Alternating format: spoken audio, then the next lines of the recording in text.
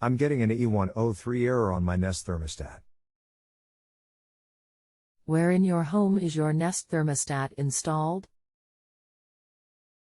How old is it? Living room, upper level. It is 4 years and a half. How long has this been going on with your Nest Thermostat? What have you tried so far? Since yesterday night the AC was working fine. Everything is connected. The AC still turns on but runs for a couple of minutes and shuts down. Anything else we should know to help you best?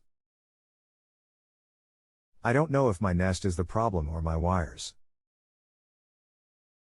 Hi, my name is Em, your personal HVAC/high expert on JustAnswer. I'm sorry to hear you're having issues with your equipment today.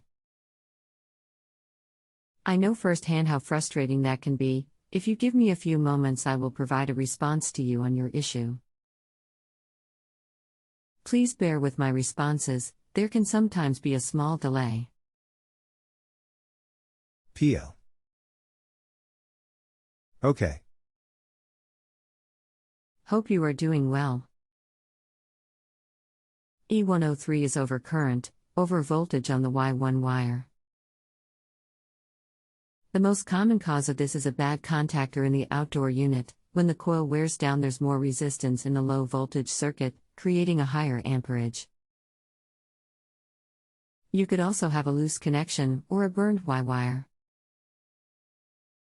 If the contactor is good and the wire is good, then the Nest would be defective in this case.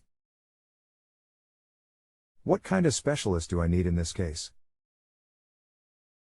If you do not feel comfortable troubleshooting the unit, replacing the contactor, you would need an HVAC specialist.